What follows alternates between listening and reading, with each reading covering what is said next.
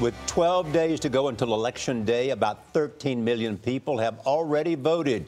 Donald Trump holds 3 rallies today in Ohio after visiting North Carolina yesterday. And that's where Hillary Clinton will campaign today with First Lady Michelle Obama for the very first time. This will be the latest in a series of visits by the candidates to the battleground states. CBS News elections director Anthony Salvanto is at the table with some scoop. All right, Anthony, because you looked at some of the data from the early data coming in from the battleground states of Florida and North Carolina. What are you seeing? Right, because, so many people vote early. More than half of the electorate is going to vote early in Florida, for example. So people start digging into these numbers and the campaigns try to use them for spin. We don't know how people voted, but we can look at things like party registration. And in that case in Florida, things are fairly even. Republicans with just a little bit of an edge over Democrats. That's registered voters, not necessarily how they voted. But then you look at North Carolina, and the Democrats, registered Democrats, have an edge there. More registered Democrats have turned out so far to vote than Republicans. So that could bode well for the Clinton campaign. Are more people voting early this time than ever before? Are you seeing that? Yeah.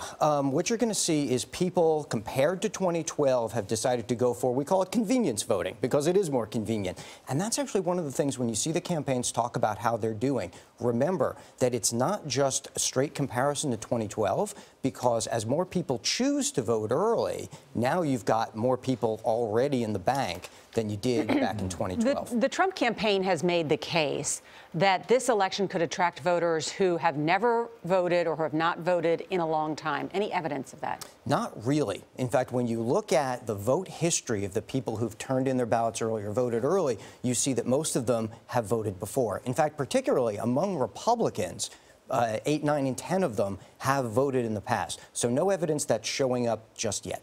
Are we looking at more women voters early?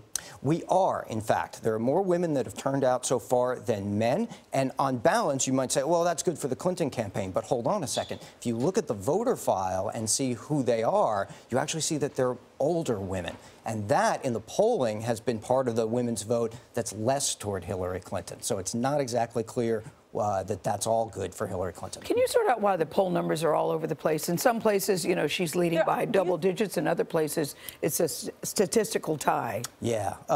Polls often disagree because pollsters disagree. And what that means is that they have different views of who's going to turn out and what the electorate is going to look like. And I think there's a lot of disagreement about that. But look for polls that have a rather consistent partisan distribution, a rather consistent balance of Democrats and Republicans. And if you see them that bounce all over the place, that's probably a place to be skeptical. The Associated Press did an analysis of the early vote, and they pointed out that after trailing in mail-in ballots, that's the absentee ballots, that Democrats have surged ahead of Republicans in North Carolina. In fact, they say the Democrats lead in ballots submitted 47 to 29%.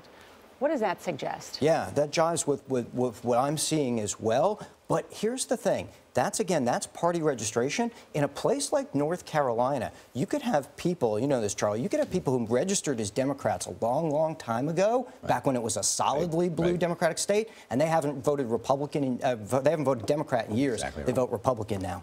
Right, because you can vote whoever you want on election day. It's like a closed primary. Exactly. Did you know that, Charlie, about I did know North Carolina? that. That's a first kind of turn. Also, you have a turn in North Carolina because of all the people who are moving in from the high-tech, upper-income group. Exactly. Anthony, thank you so much. Thank you.